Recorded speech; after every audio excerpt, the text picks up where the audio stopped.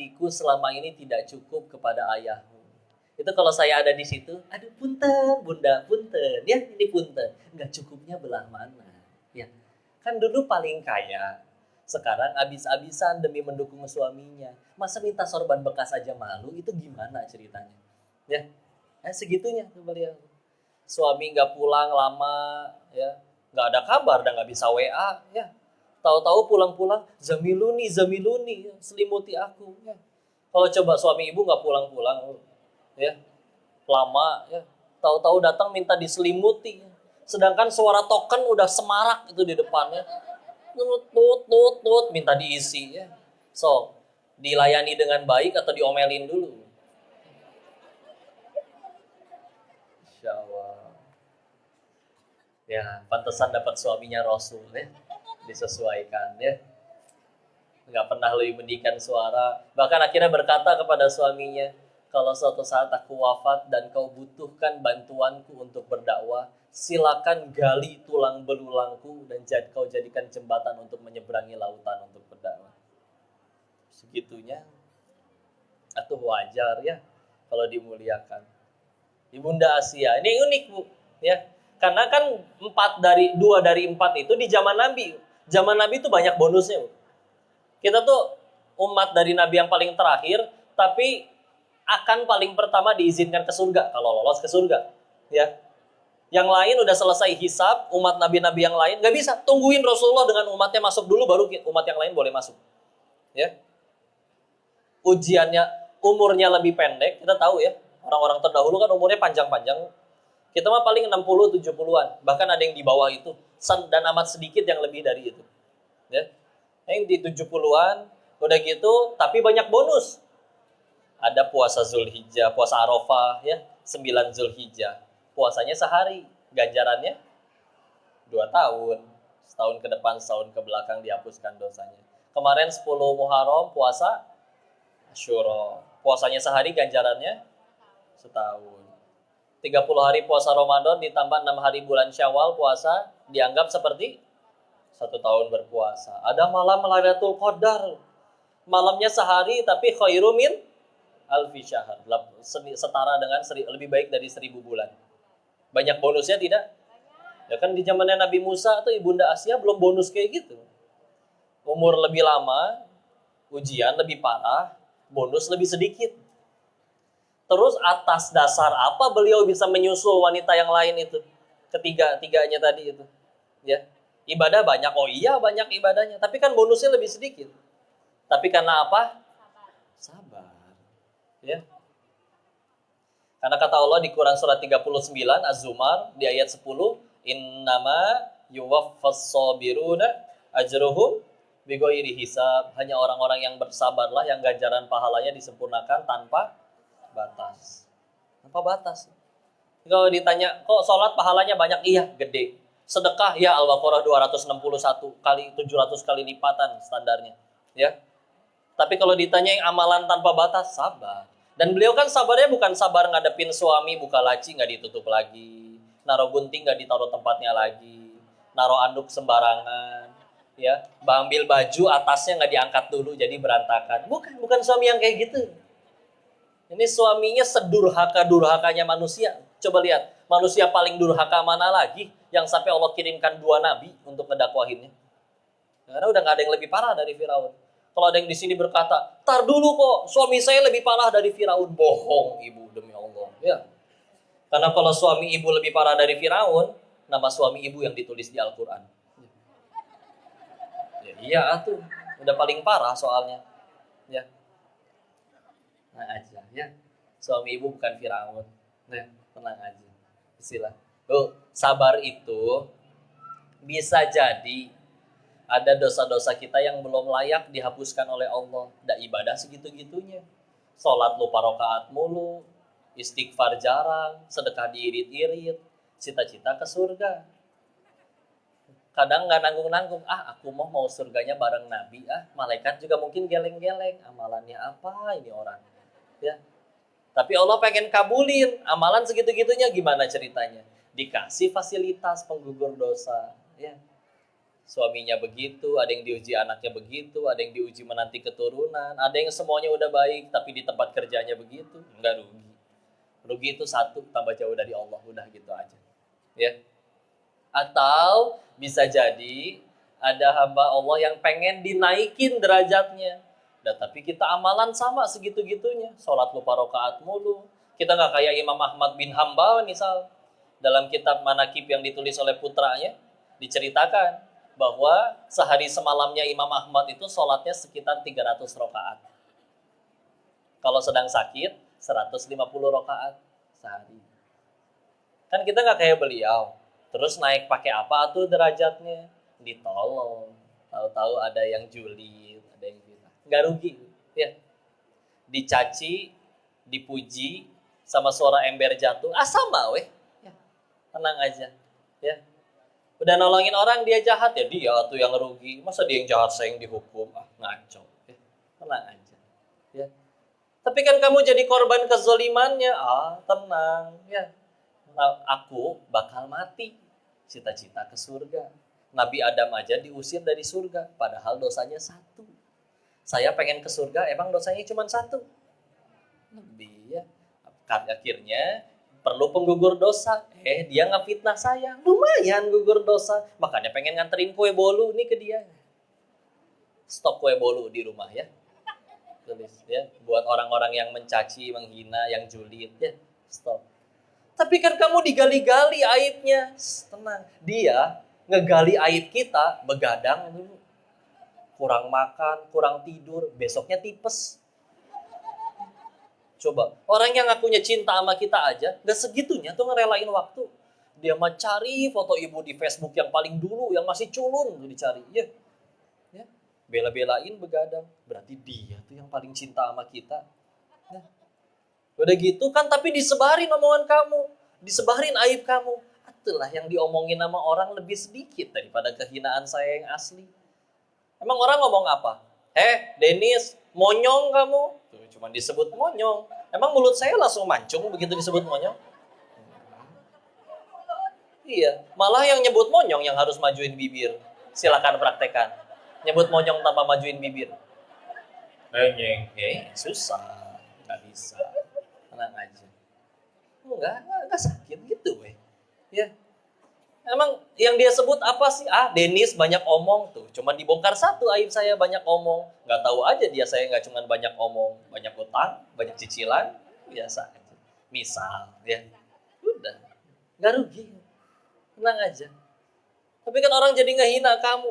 Nggak rugi. Ya. Apa artinya dihina makhluk kalau Allah sayang? Tapi kan udah nolong, tapi dia malah jahat. Kan berbuat baiknya bukan supaya dia suka. Biar Allah suka weh. Apa artinya satu dunia cinta tapi Allah benci? Rugi. Ya. Tapi kelakuannya nyebelin. Alhamdulillah meninggal nggak ditanya kelakuan orang, ditanya kelakuan masing-masing. Punten, jadi saya ruginya belah mana? Enak tidak? Bu, suka nggak dikasih uang 100 juta? Suka, tapi palsu. Sadar nggak? Kita kadang juga suka loh yang palsu-palsu. Apa contohnya? Ketemu temen, terus dia berkata, "Ibu, kok setiap hari bertambah muda ya?" Menurut ibu itu ucapan asli gitu. Hah? Tolong jelaskan secara medis, belah mana masuk akalnya tambah muda setiap hari itu. Emang ibu bekicot? Ubur-ubur gitu. Ya, bisa beregenerasi terus, kan enggak ya. Insya Allah. Lagian kayak keong, cong balicong, keong, bekicot itu kasihan Bu. Setelah menikah pun mereka nggak bisa tinggal serumah.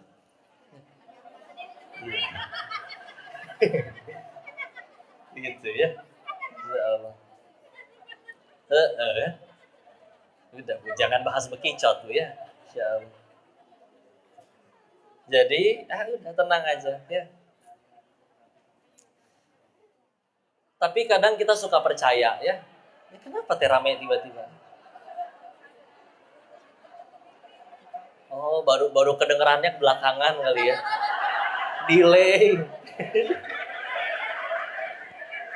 Lucu juga ya. Saya bercanda sekarang, dia baru ketawanya nanti malam sebelum tidur.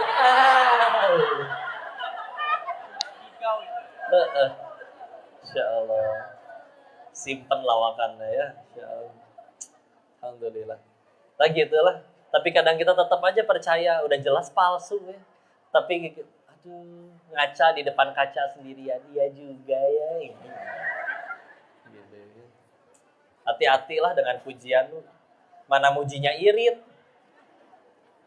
Ibu kok awet muda, umurnya berapa bu? Aku udah 42 tau kok. Ih, orang kayak 41,5 gitu kok. Mending bu setengah tahun mau. Kemarin ini ceritanya saya cukur kumis. Ketuker R sama S. Nggak apa-apa tuh, yang penting ngerti lah. Ya, cukus kumir.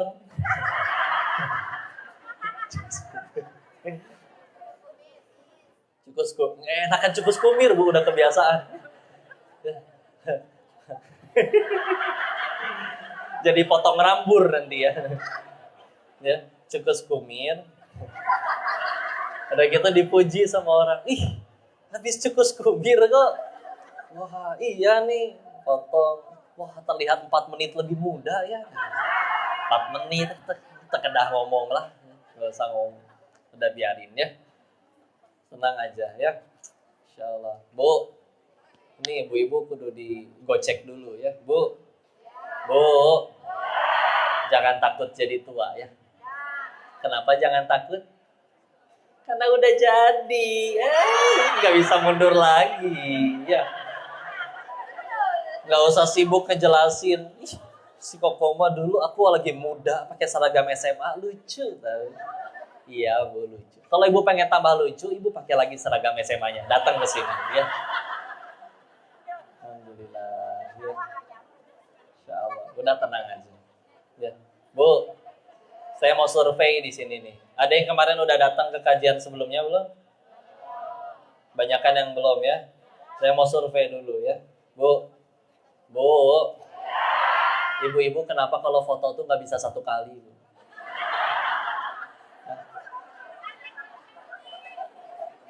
Sekali. Tetap aja berkali-kali. Belum timernya. Nungguin lagi. Bu, terus ibu foto 10 orang. Yang 9 senyumnya udah cantik. Tapi ibu merem sendiri. Diulang nggak?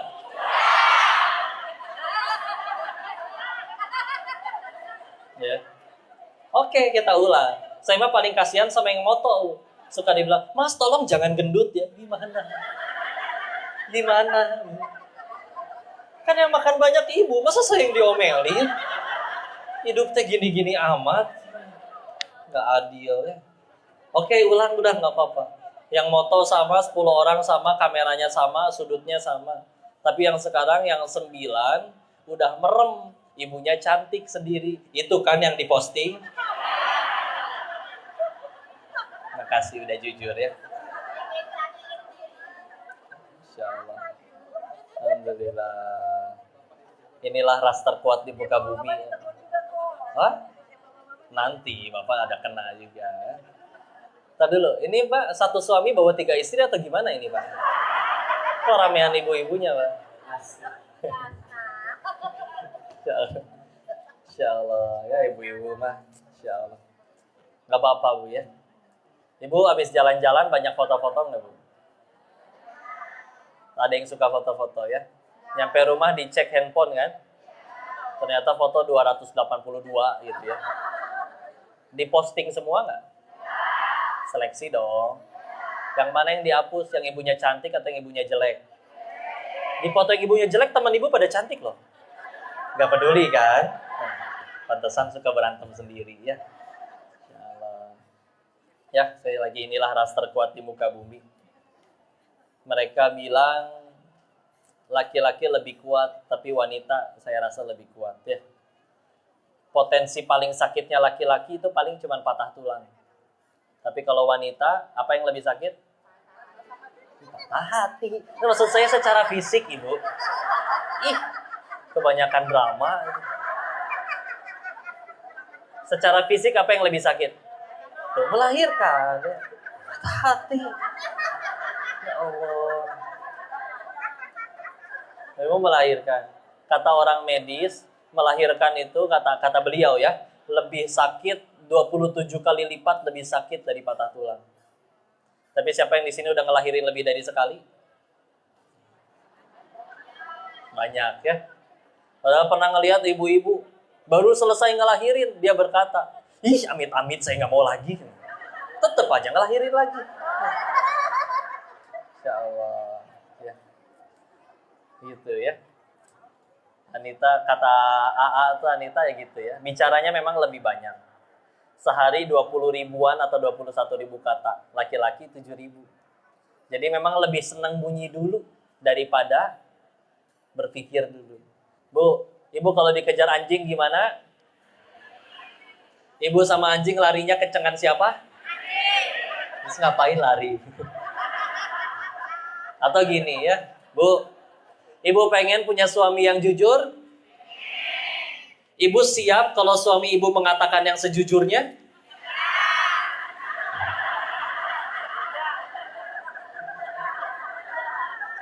Insya Allah. Pengen yang jujur tapi nggak siap kalau bapak jujur, Pak. Masya Allah. Ya ini ibu-ibu ya. Tenang ya. Laki-laki suruh ngelahirin nggak akan kuat. Wanita jauh lebih kuat. Saking kuatnya lihatlah semua film azab pemeran utamanya wanita, betul? Nah, tenang aja ya. Nah, ya tapi dari mereka lah terlahir anak yang soleh-soleha. Sepengen-pengen yang laki-laki ngelahirin nggak bisa ya, nggak ada rahimnya. Tapi kalau ayahnya yang sudah soleh, masih ada sejarahnya anaknya tidak soleh. Nabi Nuh alaihissalam anaknya tidak.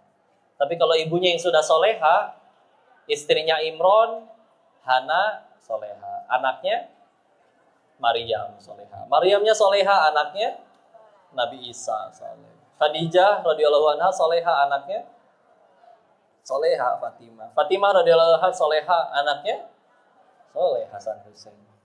Ya, udah tenang aja. Ini kalau ibu-ibu di sini soleha semua ya. Insya Allah generasi jadi hebat ke depan. Nah, tenang, bersihin hatinya Bu ya. Qad aflaha man zakkaha wa qad khaba man dassaha. Surat apa? Pada apal tapi ya. Bukan, surat Asy-Syams ya. Surat ke-91, tadi ayat 9 dan 10-nya ya. Sungguh beruntung orang yang menyucikannya, sungguh rugi orang yang mengotorinya. Saya pengen kasih kisah ini Bu. Ada orang dermawan Bu, beli kambing, dapat rezeki, dia beli kambing. Minta tolong Pak Kiai di desanya, Pak Kiai tolong dipotong ya, bagiin buat semua masyarakat. Tapi boleh request nggak? Saya minta bagian kambingnya, nggak apa-apa, yang paling terburuk aja dari kambingnya. Ya, beres, dipotong, dibagiin, semua udah kebagian, Pak Kiai setor ke rumah si dermawan. Dikasih, dibuka plastiknya, oh ternyata adalah isinya hatinya dan lidahnya. Terima kasih. Besoknya si dermawan dapat rezeki lagi, beli kambing lagi. Pak Kiai potong lagi ya, bagiin buat masyarakat. Tapi hari ini beda kemarin kan udah minta bagian terburuknya. Saya hari ini minta bagian terbaiknya dari kambing ini. Siap. Begitu akhirnya dikasih, dibuka plastiknya, ternyata isinya sama, hati dan lidahnya juga. Maka nanya kan, kenapa terburuk dan terbaik isinya sama-sama itu? Maka ternyata dijawab, manusia juga begitu. Kalau lisannya dan hatinya sudah baik, dia bisa menjadi sebaik-baiknya makhluk. Tapi kalau lisan dan hatinya buruk, dia bisa jadi seburuk-buruknya makhluk. Bu,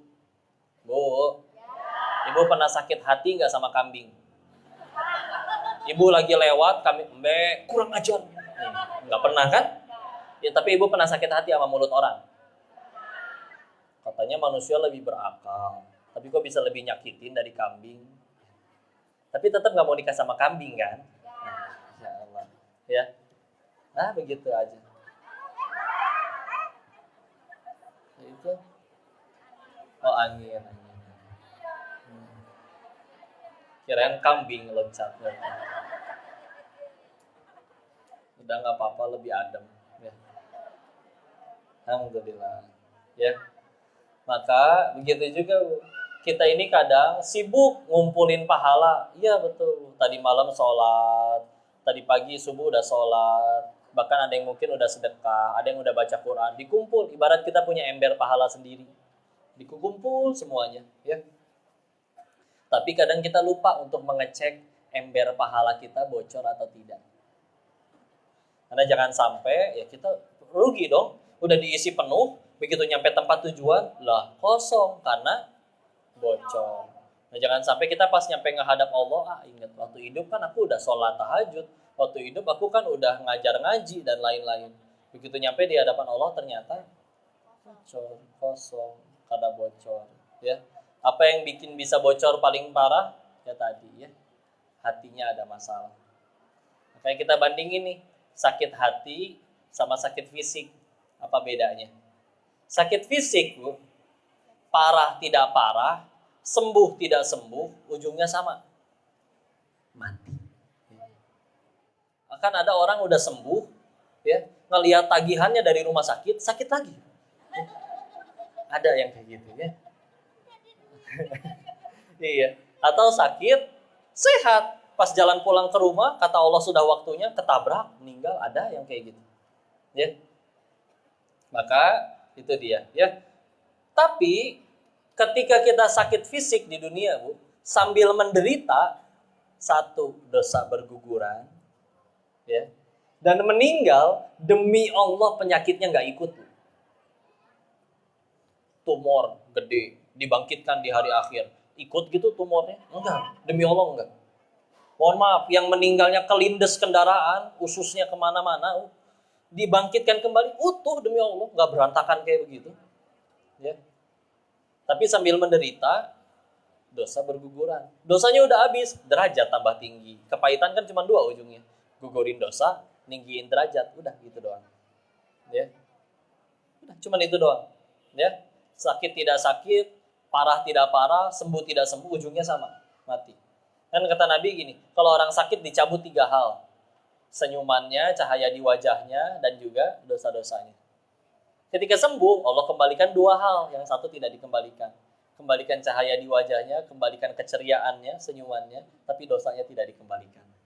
Ya, kalau sakit. Jadi bisa jadi yang hidupnya, mungkin kita nggak milih pengen punya penyakit, tapi tahu-tahu Allah berikan penyakit, punten, bisa jadi lebih bersih dosanya daripada yang sehat walafiat. Ya, Insya Allah. Satu.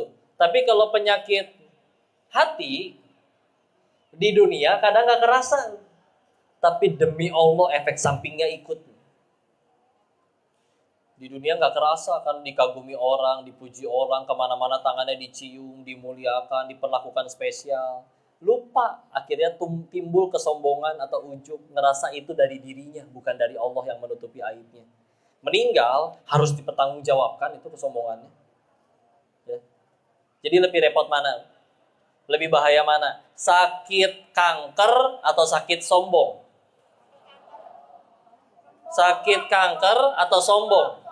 Sombong. Kok kanker bisa bikin orang mati? Kalau dia mati gara-gara kanker, bismillah, gugur dosa-dosa. Bisa jadi lebih bersih daripada yang sehat tapi maksiat. Ya. Tenang aja. Ya. Dan kalau penyakit hati, kalau penyakit fisik gampang ngakunya. Datang ke dokter, jujur kita. Sakit apa? Belah sini. Saya juga kemarin terlalu banyak makan ini. Enak kan jujur? Gak ada orang datang ke dokter, apa yang dirasa? Gak mau, rahasia. Dokter mah kepo. Atau gimana? Ada bukan dukun. Ya, mesti jujur. Ya. Tapi kalau penyakit hati, kalau ada yang mau ngobatin, sahabatku gak boleh gitu. Itu namanya sombong. Siapa yang sombong? Menggalakan dia. Ya. Padahal lebih bahaya mana? Sakit penyakit hati ya, daripada penyakit fisik. Udah, tenang aja. Ya, istilah yang penting yang Allah suka, bukan yang kita suka. Ya. Menutup, kata Imam Ibnu Taimiyah, beliau menyebutkan, kalau orang masih gampang sedih itu sederhana alasannya.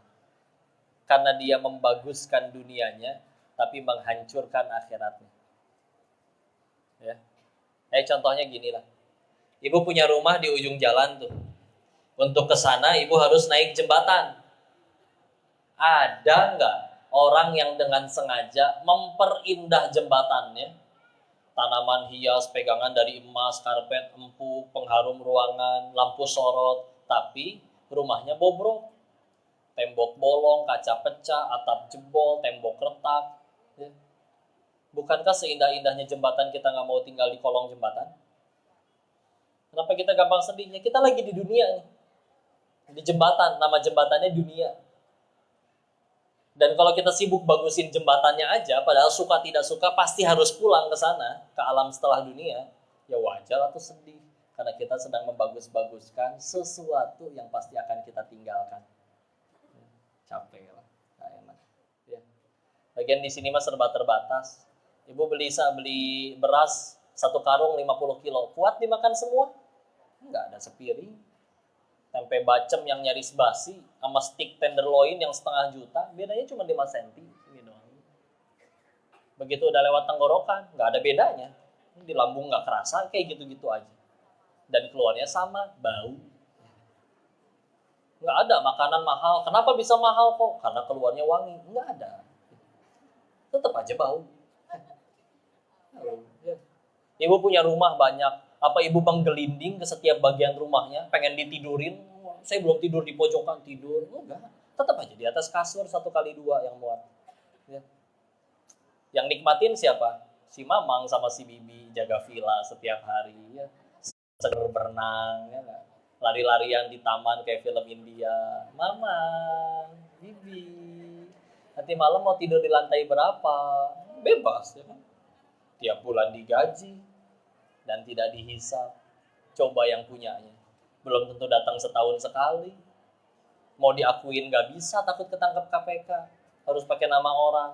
Ya. Udah gitu, tiap bulan harus maintenance kolam renang, ngisi token. Sevilla segede gitu masa ngisi 20.000? Gak mungkin. Thanksin, ya. Diledekin sama tokennya. Yang benar aja, bos. Bisa, ya. Belum gaji karyawan, dan paling repot dihisap. Jadi kalau ibu pengen bahagia, enak hidupnya, ibu jaga villa aja bu, mendingan. Enggak ya, bercanda ya. Udah segitu dulu, capek juga berdiri ya. Kalau udah umur segini tuh sok tua ya. Dilanjutkan ke sesi selanjutnya ya. Barangkali ada yang ingin didiskusikan atau dikoreksi, barangkali saya ada salah menyampaikan ya. Terima kasih, barakallahu fikum. Ya, alhamdulillah. Sekarang masanya kita untuk tanya jawab ya. Mungkin dari Bapak-bapak dulu. Bapak-bapak dulu ya. Kan tadi ceramahnya untuk ibu-ibu. Bapak-bapak juga pengen bertanya supaya manfaatnya kerasa untuk kita semua. Silakan, mungkin ada dari ayah anda. Silakan, baik. Boleh perkenalkan nama, nanti kemudian pertanyaannya.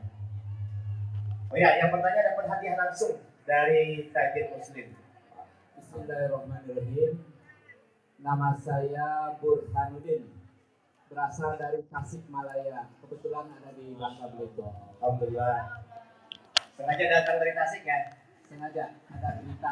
Insya Allah. Sangat menyentuh apa yang disampaikan oleh Koh Denis. Saya pernah bahkan sering mendengar tentang latar belakang Koh Denis. Tapi subhanallah, hari ini saya seperti mimpi bisa bertemu, tidak direncanakan. Yang saya akan tanyakan adalah masalah hati Koh. Kadang-kadang kita diberi cobaan sedikit saja langsung merasa paling menderita. Sementara diberi nikmat begitu lama kita seolah-olah tidak merasa apa-apa gitu kan. Nah, saya akan tanyakan bagaimana Koh Denis mensikapi cobaan yang datang dari Allah supaya tidak merasa menderita, tidak merasa tersiksa. Dan sebaliknya apabila diberi nikmat merasa bangga gitu. Merasa bangga diberi sehat, diberi rezeki yang selama ini saya kurang merasakan gitu. Padahal Allah berikan berapa nikmat, banyak nikmat, tapi seolah-olah kurang dan kurang terus. Bagaimana solusinya supaya menjaga hati lah, seperti kata Agin, menjaga hati bagaimana cara itu saja barangkali Terima kasih. Assalamualaikum warahmatullahi wabarakatuh. Waalaikumsalam warahmatullahi wabarakatuh. Baik, supaya tidak lupa langsung aja. Iya, baik. Kalau mau dicoba, terima kasih kembali, Ustaz. Kalau mau dicoba, ambil kertas nanti, terus tulisin dosa-dosa kita. Tulis, nggak akan ada habisnya. Kalau sedetil mungkin, tadi ngelihat tetangga, nggak menundukkan pandangan, ya. Terus apapun yang pernah dilakuin dari masa lalu sampai sekarang silakan dituliskan. Karena kalau misalkan kita ingat kepada itu semua, terus kita misalkan pengen futur atau pengen kufur, seharusnya kalau tobatnya benar-benar harusnya ada rasa malu. Karena misalkan, ya Allah, layak dimatikan oleh Allah atas segala banyak macam dosa ini, terus suatu ketika pengen malas ibadah, pengen futur, pengen kendor, ngelihat sekeliling, yang lain, misalkan dia cuma 5 waktu, itu pun zuhurnya 2:30, asarnya 5:30, duha nggak pernah, tahajud nggak pernah, mereka masih bisa nggak ke surga? Bismillah, insya Allah masih bisa. Karena mereka nggak punya dosa sebanyak saya. Terus diri yang layak Allah matikan ini, dan bukannya dimatikan malah diizinkan pulang, ketemu para guru, diizinin ngaji, ketemu bunda, bapak yang soleh-soleha, udah gitu, dengan diberi nikmat seperti itu, masih pengen ngelakuin yang tidak lebih banyak dari mereka. Cita-citanya sama-sama ke surga, tapi utang lebih banyak. Tapi nggak mau ngelakuin lebih banyak, belajar lebih banyak, baca lebih banyak, dakwah lebih banyak, takwa lebih banyak. Yang ngerasa nggak tahu diri aja di hadapan Allah. Bandingin, ambil kertas selanjutnya, terkait nikmat Allah ditulisin. Ya. Matanya sehat, nafas. Ini nafas kayak gini nggak sederhana. Kalau kita di pelajaran buku SD aja disebut oksigen itu cuma 20-21%. Sisanya nitrogen dan gas-gas lain. Gimana caranya nggak ada tulisannya, kita ngirup segala macam bercampur, asap kendaraan, bau ketek sebelahnya, bau macam-macam, kehirup, yang diambil oksigen doang, Pak. Karena ternyata secara biologi di dalam hemoglobin, di dalam darah tuh mengandung hemoglobin yang secara kimia dia lebih mudah berikatan dengan oksigen.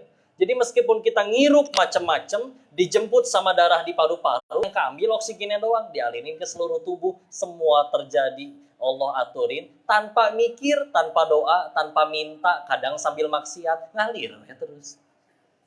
Karena ada dulu orang soleh ditanya, siapa Allah itu bagimu? Dia menjawab, Allah adalah yang tetap memasukkan udara ke dalam ruanganku, padahal aku sedang bermaksiat di dalam mengkhianatinya. Ingat terus.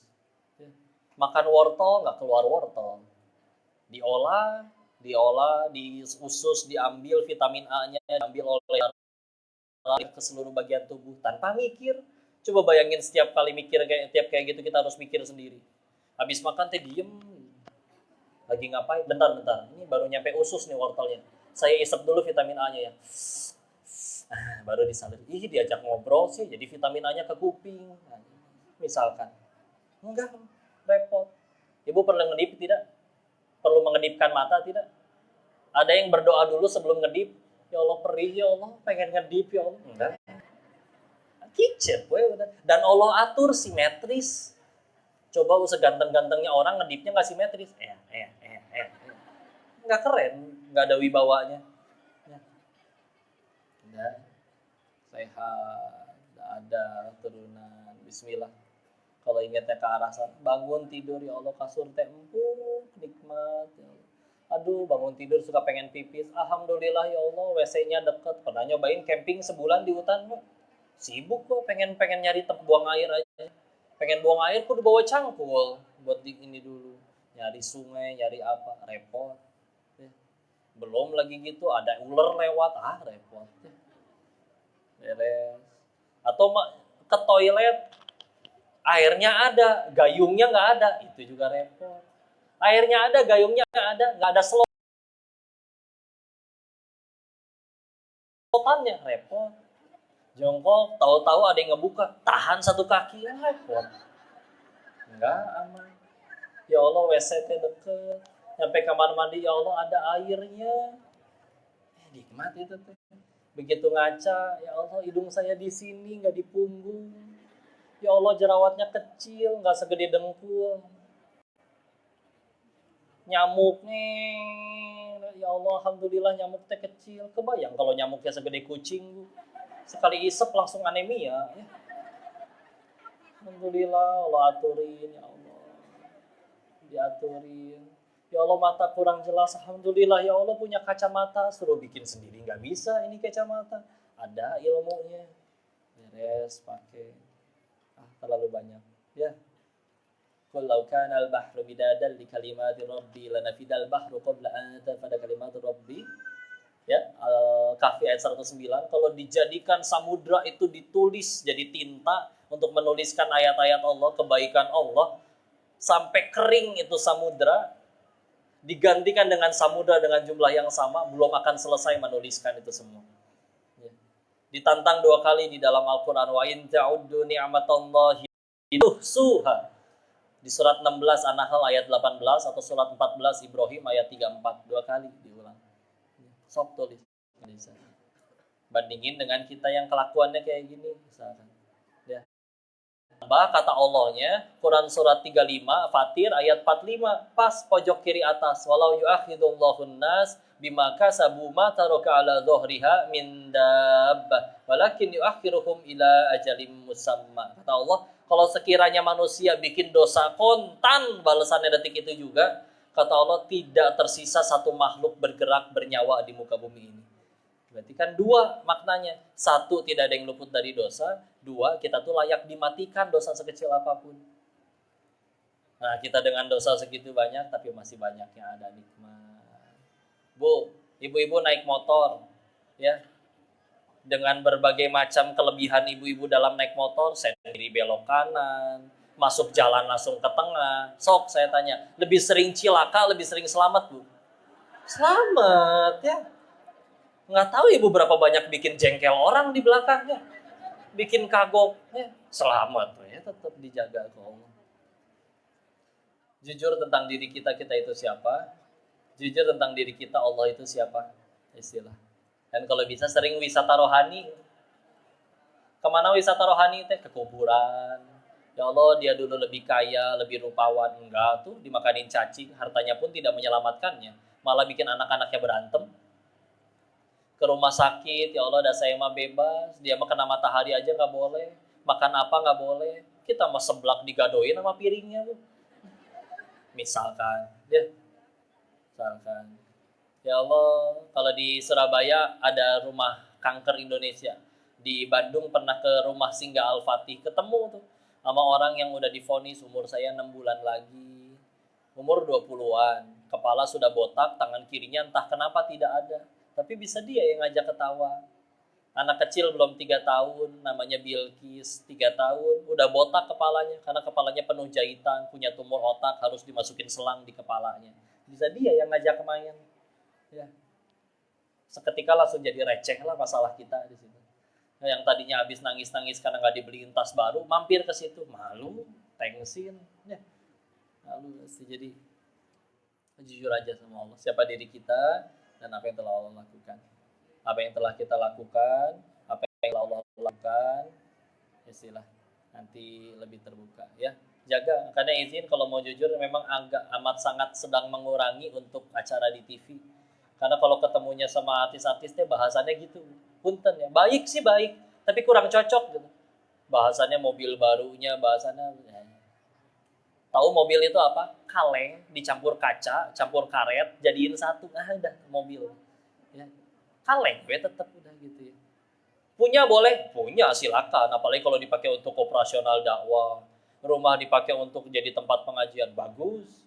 Tapi kalau cuma buat gaya-gayaan, semua orang cuma tamu, semua yang kita punya adalah titipan. Namanya tamu nggak mungkin nginep seumur hidup, namanya titipan pasti bukan punya kita, harus dikembalikan. Setelah semuanya udah nggak ada, apa yang tersisa buat kita? Ya. Jadi, udahlah. Itu sebagian cara ya, tapi bismillah, mudah-mudahan bisa menghidupkan hati kita.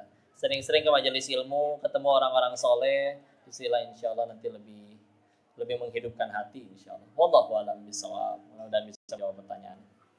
Alhamdulillah, masyaallah, tabarakallah.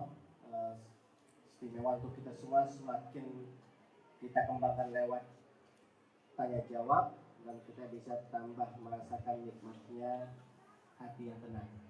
Baik, selanjutnya dari yang ibu-ibu, mungkin ibu-ibu yang paling depan ini dulu. Ibu, perkenalkan namanya ibu ya. Silakan. Belum tahu saya. Silakan. Assalamualaikum warahmatullahi wabarakatuh. Waalaikumsalam warahmatullahi wabarakatuh. Perkenalkan, nama saya Bunda Made. Made, ya. Ya, saya orang Bali kok. Ya. Saya mualaf. Alhamdulillah. Saya mau tanya, Silakan. bagaimana caranya kita mempertahankan hidayah yang kita dapat dan supaya kita istiqomah selalu. Terima kasih. Assalamualaikum warahmatullahi wabarakatuh. Waalaikumsalam warahmatullahi wabarakatuh. Alhamdulillah. Baik, Bunda silakan. istimewa Bu Denis, beliau ini Bunda Made, dulunya beliau seorang Hindu ya Bunda ya? Iya. Alhamdulillah. Semoga istiqomah Bunda ya. Baik, bismillah. Gimana cara biar istiqomah? Kalau dalam urusan doanya boleh baca ya, kan hati itu dalam bahasa Arab kolbun ya, berasal dari kata kulub yang berarti bolak-balik. Makanya doa Nabi yang paling sering, ya muqallibal qulub tsabbit qalbi ala dinik. Atau boleh surat Ali Imran surat ketiga ayat ke-8. Rabbana la tuzigh qulubana ba'da idh hadaitana wa hab lana min ladunka rahmah innaka antal wahhab. Itu yang juga paling penting, jangan lupa minta tolong kepada Allah. Ya Allah tolong, pengen istiqomah. Kadang yang hilang dari kita kan kurang minta tolong ke Allahnya. Nyari Allahnya belakangan malah kadang. WA sana sini minta bantuan gak ada yang bisa nolong, baru akhirnya mulai nyari Allah. Kebalik. Sakit kepala, paramek dulu yang dicari. Bukan Allah. Bukan Allah, bukan karena obat. Ya. Bisa. Ya. Terus untuk bisa menjaga keimanan ya, tadi ya, istiqomah. Selain minta tolong kepada Allah, juga doa-doanya. Kalau saya pribadi mah tadi, ingat kesalahan-kesalahan yang lama gitu ya. Yang berdasarkan ayat tadi yang Fatir ayat 45 kan berarti aslinya saya teh layak dimatiin. Maka udah dikasih umur lebih lama, tapi malah digunakan buat sesuatu yang bikin sang pemberi umur itu nggak suka sama kita, kan nggak nyambung, amat sangat tidak bijak ya. Jadi itu juga bisa dilakuin. Sering wisata rohani, menjaga diri, menghidupkan hati, ditambah lagi jaga lingkungan, karena malu kan sebagian dari iman. Pengen males ibadah tapi sekeliling lagi getol-getolnya baca Quran, malu, akhirnya ikut lagi ngaji ya. Karena itu juga mesti dijaga lingkungannya. Karena kata Nabi jelas ya, kalau dekat sama tukang pandai besi bau bakaran, tapi kalau dekat sama tukang parfum ya seenggaknya ikut kecipratan wanginya ya, insyaallah ya. Paling itu yang dijaga, istiqomah, dan yang paling penting mengingat bahwa tadi hidayah itu adalah sesuatu yang jauh lebih mahal daripada apapun. Kalau kita disuruh milih, semua keinginan dunia kita dikabul, harta dapat, mobil dapat, rumah dapat, jabatan dapat, tapi Allah nggak berikan hidayah, mau nggak? Nggak mau. Ya. Atau misalkan semuanya nggak dapat untuk urusan dunia, tapi Allah izinkan iman terjaga sampai mati, mau? Yakin tuh. Apalagi kalau udah sering baca-baca kisah-kisah orang terdahulu, kitab-kitab hadis yang menceritakan ada yang zaman dulu tuh lebih mending, lebih baik mati daripada keimanannya terganggu. Ya. Ya, kalau enggak ngapain pemuda Ashabul Kahfi masuk ke dalam gua demi menjaga ketauhidannya. Ya. Bela-belain kabur. Ya. Jadi itu dirasa sebagai sesuatu yang amat sangat mahal. Karena apalagi kalau kita beriman kepada negeri akhirat, ya tahu mau kita punya dunia sebanyak apapun, hidayah nggak dijaga, iman nggak ada, nggak bisa, nggak laku di sana mah. Jangankan ke itulah, kemarin qadarullah habis Allah izinkan ke tanah suci, dapat kisah, cerita-cerita di sana kan banyak ya. Jadi ceritanya ada orang kaya di Bogor, punya harta, akhirnya setelah sekian lama dia mau umroh. Karena memang terbiasa segalanya harus yang kualitas paling bagus, udah mah padahal travelnya pakai yang sepaket 50 jutaan, masih pengen tambah lagi. hotelnya harus yang paling bagus, pesawatnya yang paling bagus. Dia ngerasa dia bisa beli kenyamanan itu. Tapi ternyata begitu berangkat, pesawatnya bermasalah, harus diganti dengan yang lebih jelek. AC-nya juga nggak dingin. Nyampe hotelnya tetap yang itu, tapi kamarnya bocor, AC-nya nggak nyala, pindah kamar nggak ada lagi, semuanya lagi penuh. Ya, buat bus kemana-mananya disewa yang paling bagus. Entah kenapa tahu-tahu armadanya tidak ada pun rusak, mau nggak mau harus diganti pakai bus elep 3, pakai mobil elep 300 itu yang buat ngangkut antar, kalau di Bogor mah buat dari Bogor Sukabumi. Isinya paling buat 15 orangan. Nggak ada AC-nya, harus dibuka kacanya. Nggak laku itu duitnya di situ tuh. Ngerasa, diem dia aja ngerenung. Ya Allah, saya pikir saya bisa beli itu semua. Oh enggak bos, ini beda. Ini tuh baru belum bicara akhirat, ini baru bicara tanah suci nih, masih di dunia juga. Nggak bisa. Nggak bisa nyelamatin. Ya. Ada orang akhirnya tahu hartanya itu adalah ujian bagi dirinya, maka dia tahu harus digunain jadi amal soleh. Pengen sedekah ke lampu merah, biasanya banyak yang minta, sekarang nggak ada yang minta. Dia ke masjid, biasa ada kotak amal, sekarang lagi pada digembok. Dia ke panti, udah ngasih duitnya, kata pantinya, mohon maaf, kami panti baru, anak masih sedikit, donatur udah kebanyakan, takut gak amanah, disimpan lagi dulu aja ya. Suruh pulang lu. Nangis tuh di depan panti, ya Allah, kau segitu gak pengen ya terima hartaku ini. Ya Allah, segitunya. Jadi diizinin kita hari ini ke majelis ilmu gampang, ke masjid gampang, sholat gak terhalang apa-apa. Yuk, perlu berapa tahun lagi akhirnya kita menyadari itu nikmat yang lebih mahal. Boleh nggak kok duha biar tokonya rame? Boleh, bagus, alhamdulillah, mintanya masih ke Allah. Tapi terusin sampai akhirnya kita ngerasa bisa duha ternyata nikmat yang lebih besar daripada sekedar toko saya jadi rame. Bonus weh toko jadi rame. Buat apa toko jadi rame jadi malah ketinggalan sholat mah? Ya, tenang aja. Sila. Mahal luar biasa ya. Allahu a'lam bishawab. Mudah-mudahan bisa menjawab pertanyaannya. Alhamdulillah. Selanjutnya Bunda satu. Ya, boleh. Sebentar ya. Kita menyesuaikan dengan waktu. Bismillahirrahmanirrahim. Assalamualaikum warahmatullahi wabarakatuh. Waalaikumsalam warahmatullahi wabarakatuh. Perkenalkan, nama saya Bunda Mariana dari Majelis Taklim Batu Rusa. Saya mau bertanya masalah sholat. Iya. Sholat itu kalau sudah mendengar azan tentunya harus disegerakan. Iya. Pada suatu tempat diadakan pertemuan akbar dan di situ tentunya ada para pejabat yang penting, para ahli ulama, ustadz dan para santri. Dan pada waktu itu menunggu untuk pejabat penting datang 11:30, pas datang alhamdulillah kita dilanjutkan.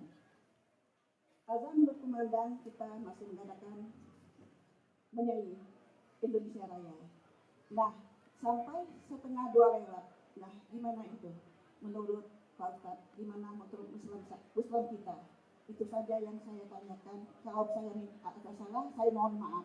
Wassalamualaikum warahmatullahi wabarakatuh. Waalaikumsalam warahmatullahi wabarakatuh. Baik, bismillah. Itu mah masalah prioritas aja ya. Karena gini ya, orang yang udah kayak misalkan prioritas tuh kayak gini. Ibu lagi nunggu ojek online di depan pasar. Kan yang WA yang masuk ke ibu kan banyak. Ada dari grup gibah, ada dari macam-macam itu ya. Tapi yang kita buka duluan pasti kan WA dari si tukang ojeknya kan.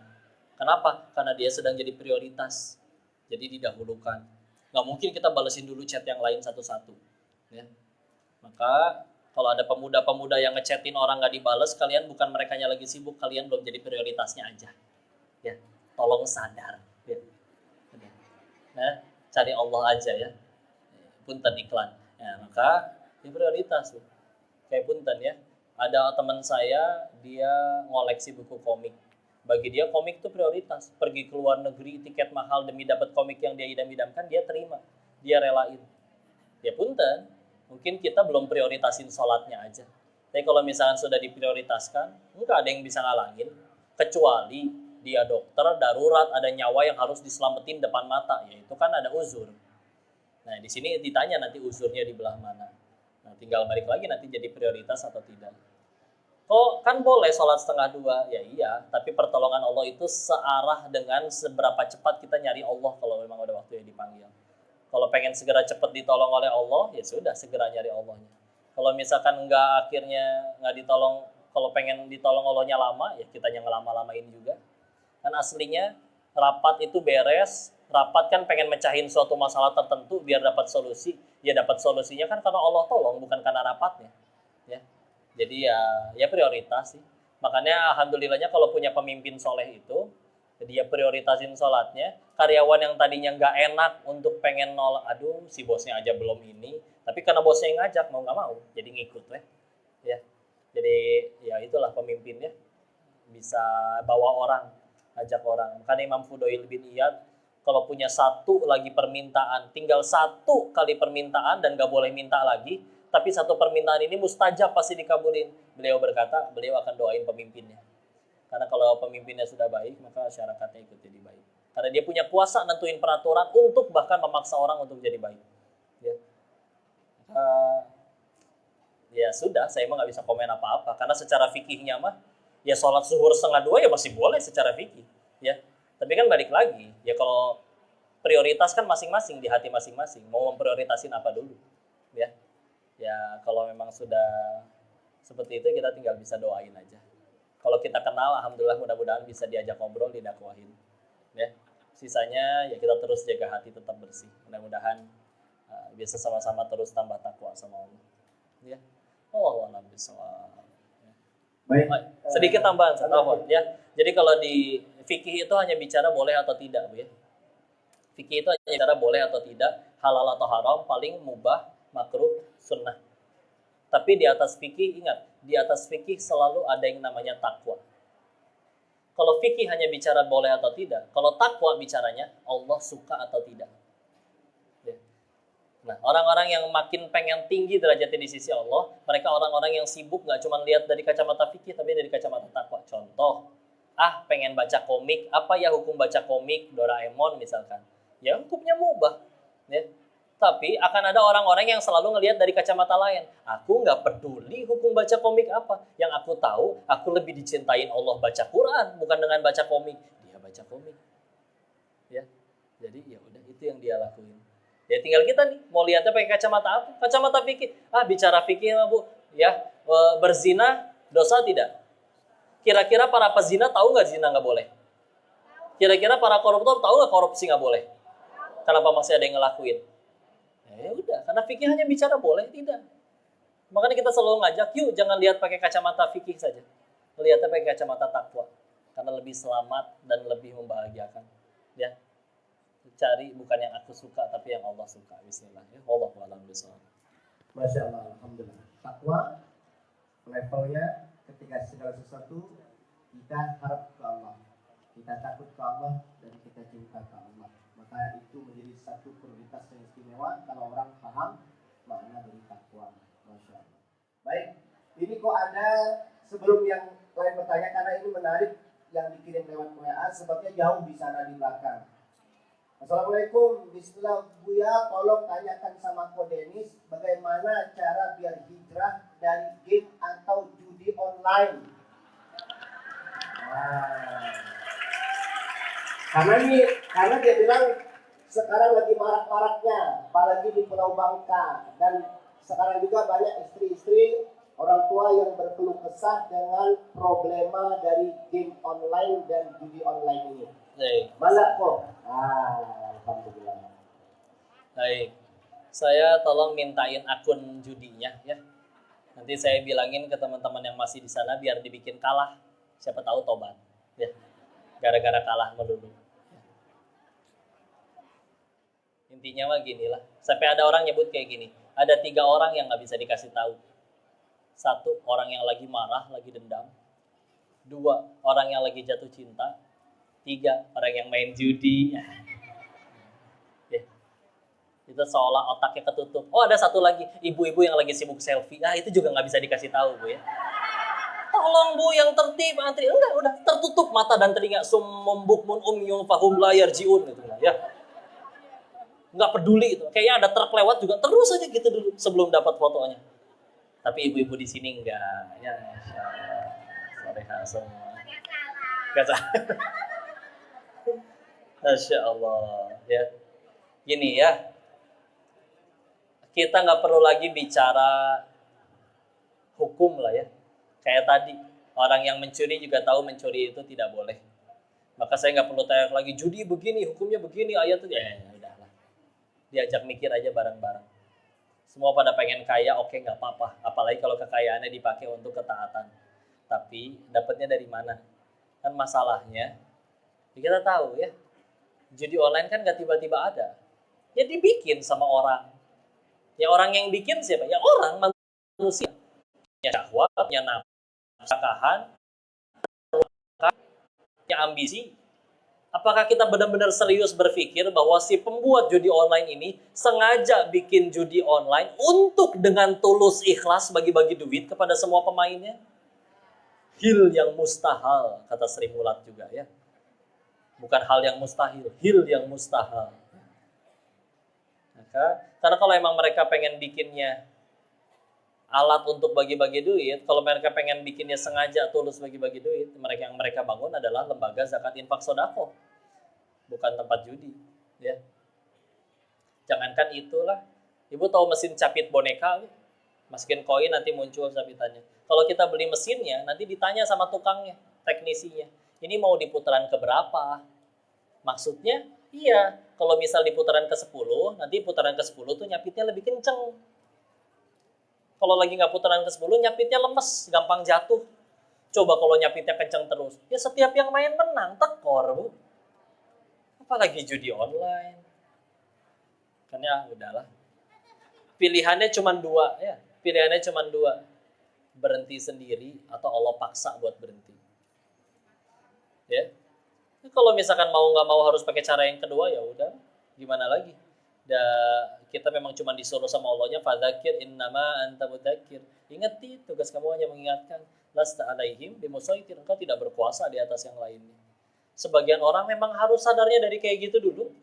Bangkrut dulu, habis-habisan dulu, banyak utang dulu. Tapi kalau ujung-ujungnya bisa tobat juga, bismillah, insyaallah. Nah, ada gimana tuh? Kita waktu anak-anak juga gitu kan. Nah, pelan-pelan, jangan main di tangga. Kapan baru kapok main di tangganya? Setelah ngejungkal dari tangga. Ya.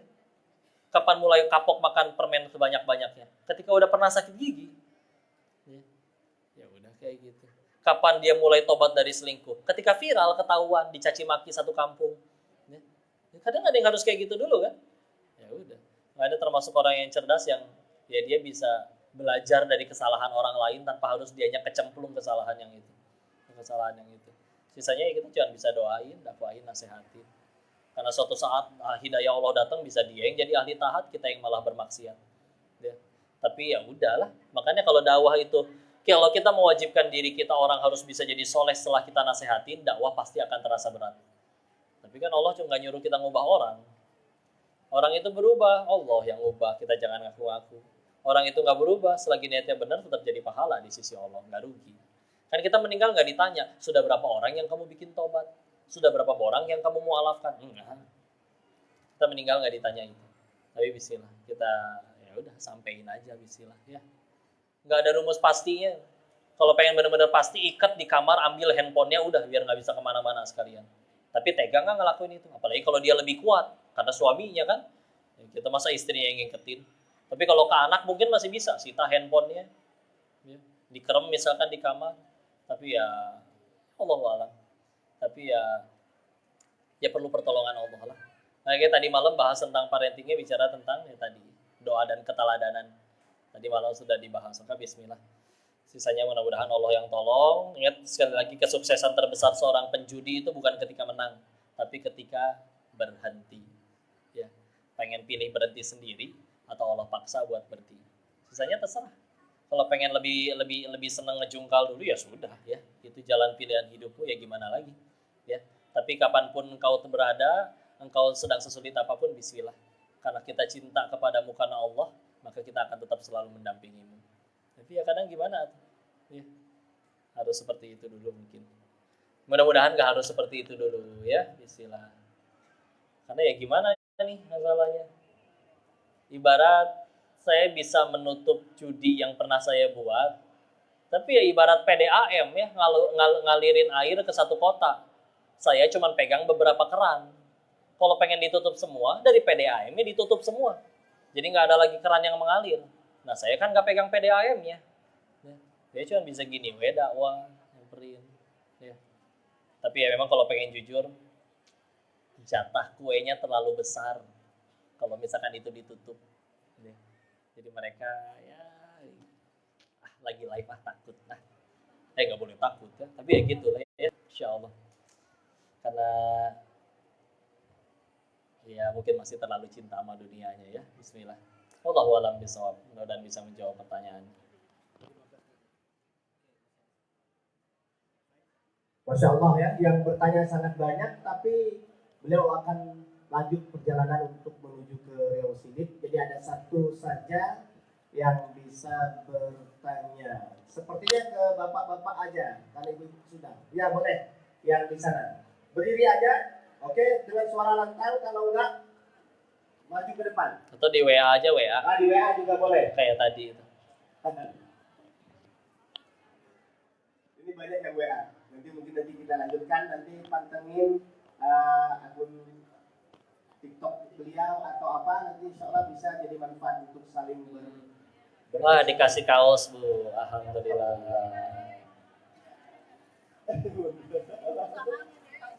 Masya Allah. Baik, silakan. Assalamualaikum warahmatullahi wabarakatuh. Waalaikumsalam warahmatullahi wabarakatuh. Perkenalkan, nama saya Andri Prayogi dari SMK Negeri 1 Cipangatis. Alhamdulillah, ini yang perwakilan anak muda. Masya Allah. Fadol, Ustaz. Saya ingin bertanya, kok Fadol. saya aslinya orang Cina, kok. Alhamdulillah. Saya mualaf. Alhamdulillah. Semoga istiqomah Allah muliakan. Amin. Kok nanya? Banyak lah. Perempuan yang itu baca nyamuk, mau baca nyawa kan?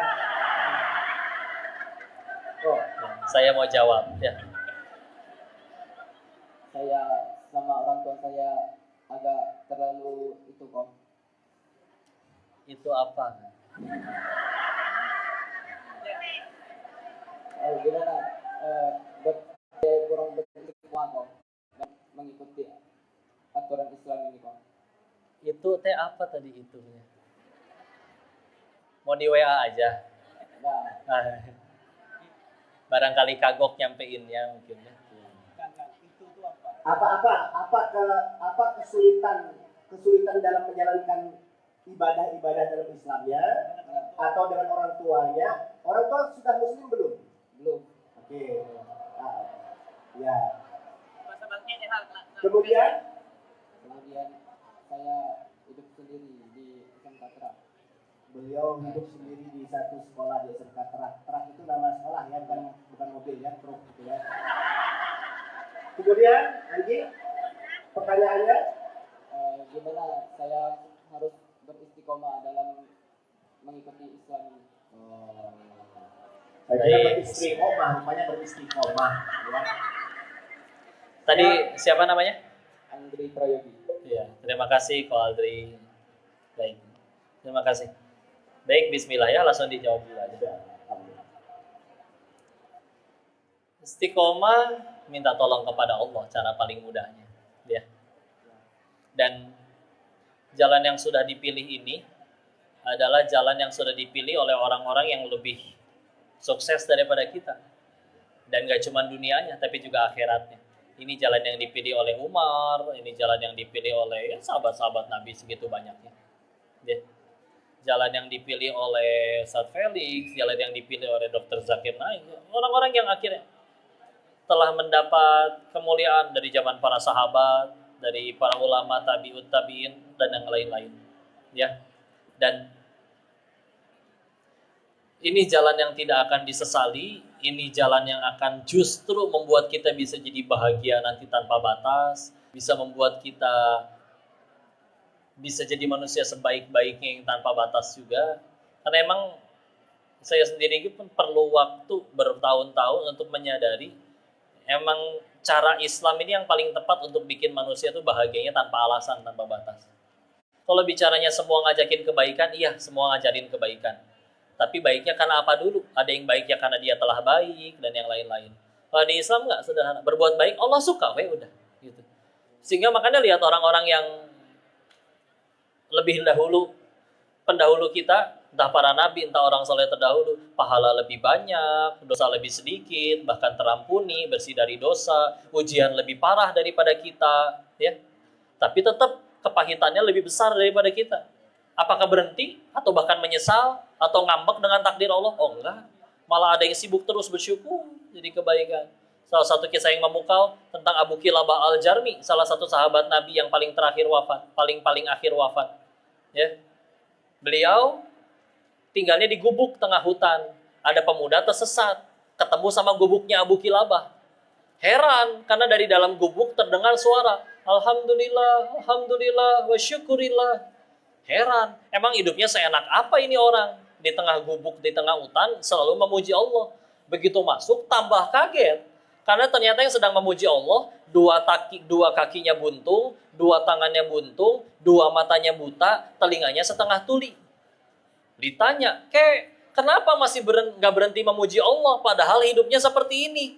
Apa jawaban Abu Kilabah tadi?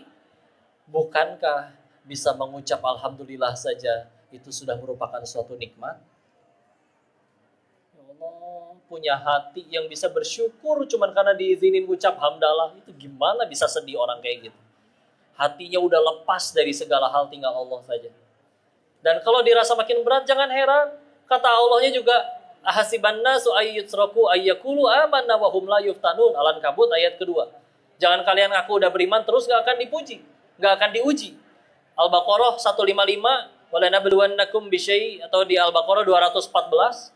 Jangan kalian ngaku bisa ke surga sebelum diuji seperti orang-orang sebelum kalian. Padahal orang-orang sebelum kita tuh orang-orang yang takwanya luar biasa. Kenapa ujiannya lebih berat? Sampai mereka bertanya, mata nasrullah, kapan pertolongan Allah? Tapi ternyata malah makin diuji. Tapi diberi kabar gembira, wa basyiris sabirin. Siapa yang diberi kabar gembira? 156-nya, alladzina idza asabathum musibah qalu inna lillahi wa inna ilaihi raji'un. Adalah orang yang jika ditimpa sesuatu dia berkata, kami milik Allah dan akan kembali kepadanya. Sehingga akhirnya kalau udah perasaannya kayak gitu, udah bahagianya tinggal yang Allah aja. Nah, silakan manusia, kamu pengen bahagia? Ya Allah, saya pengen bahagia. Dengan cara apa? Kalau emang bahagia dari harta, kenapa yang punya banyak harta masih ada yang ngambek? Masih ada yang stres? Kalau ya dari jabatan, kenapa yang punya jabatan masih ada yang nyuri dari rakyatnya? Kalau misalkan ada dari pasangan yang tampan, cantik, rupawan, kenapa masih ada yang selingkuh dari pasangannya? Karena Allah tahu makin kamu ngejar itu semua, makin kamu gak bisa bahagia. Keluargaku, jabatanku, semuanya segala macam. Makanya Allah selamatkan dengan cara ya Islam itu aslama yuslimu, berserah, hati itu udah gak ada apa-apa lagi, tinggal Allah ya. Sehingga akhirnya bahagianya kita tanpa alasan, nggak nemuin alasan untuk berhenti berbuat baik. Ya, hati segini-gininya kita taruh di dalamnya jabatanku, hartaku, keluargaku, popularitasku, nyelip Allah di situ sedikit. Ya iya, atau wajar hidup terasa sempit. Hati sesempit itu ditaruh banyak barang, banyak macam. Taruh semuanya, tinggal sang pemilik segala-galanya aja di situ. Lapang, enak, ya, nggak apa-apa berproses. Ya, akan ada orang-orang saleh terdahulu yang berkata, aku membiasakan diriku tahajud selama 20 tahun, baru ngerasain nikmatnya tahajud. Nah, kita hijrah aja belum 20 tahun. Sedangkan beliau ngebiasain tahajudnya yang 20 tahun, bukan hijrahnya. Ya, itu di kitab Al-Hikam, Syekh Ibnu Taimiyah As-Sakandari menuliskannya di kitab itu. Jadi nggak apa-apa berproses. Sambil nanti bismillah kalau udah lepas itu semua, tinggal Allah doang, baru nanti enak. Ya, nggak apa-apa. Ya, kamu punya begitu banyak di keluarga yang lain. Bismillah. Untuk tempat tinggal, untuk makan, bismillah pasti banyak yang mau ngasih. Kalau mau kau ikut ke Bogor juga, hayo, mangga, silakan. Ya, bismillah, udah tenang aja. Ada Allah. Kalau udah Allah yang cinta, Allah kuasa atas segala-galanya. Kenapa ada yang mau ikut ke Bogor? Bukan dinikahi, bukan Bu. Insyaallah, iya. Bismillah ya, Allahu a'lam bishawab. Mudah-mudahan bisa menjawab pertanyaan. Semoga Allah kuatkan. Bismillah. Barakallahu fiik.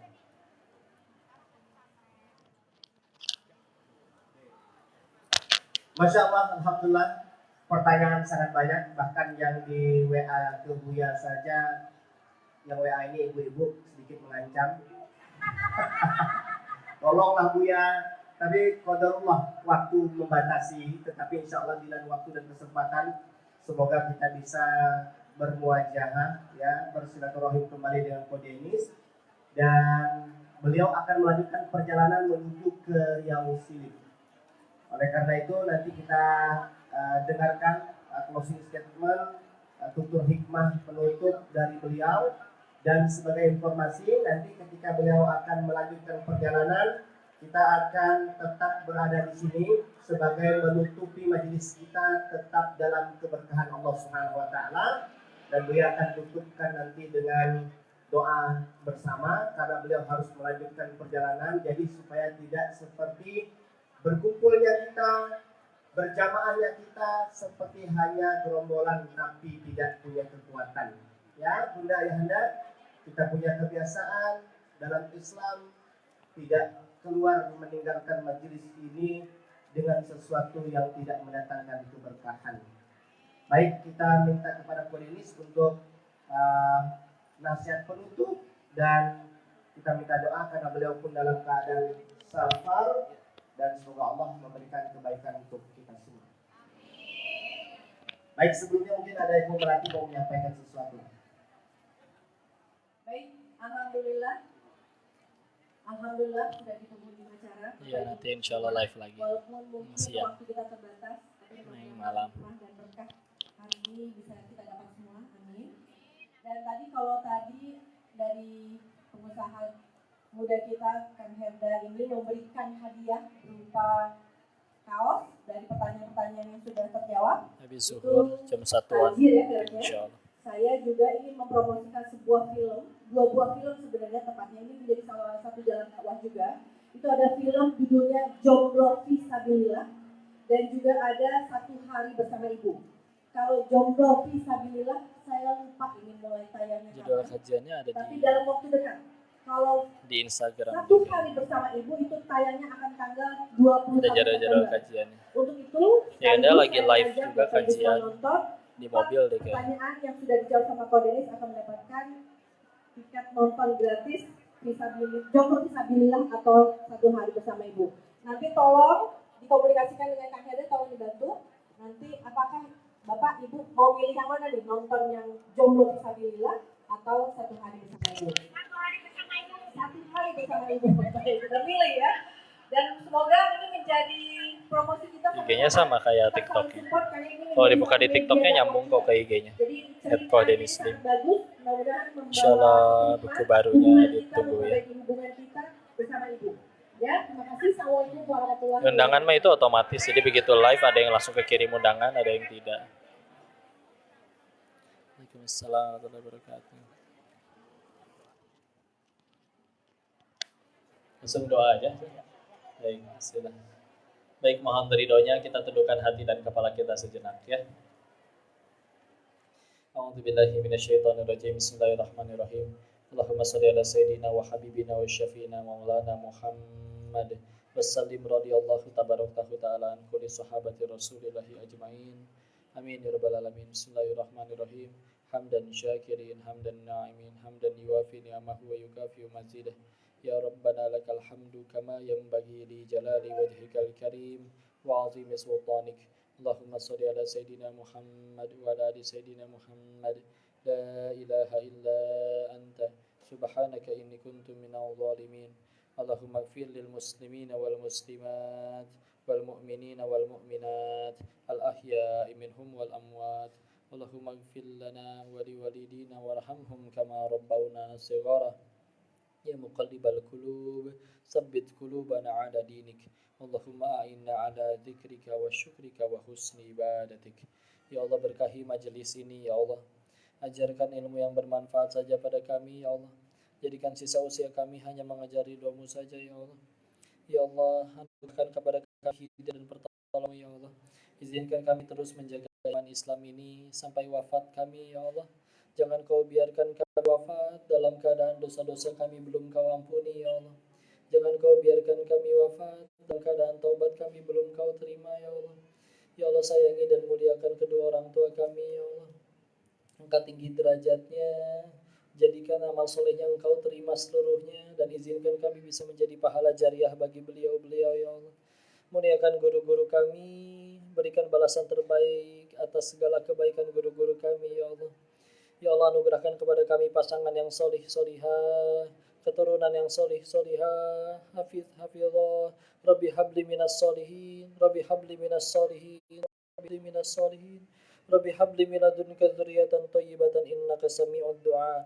Rabbi la tadarni fardan wa anta khairul warithin. Rabbi ij'alni muqimas shalah wa min dzurriyyati rabbana wa taqabbal du'a.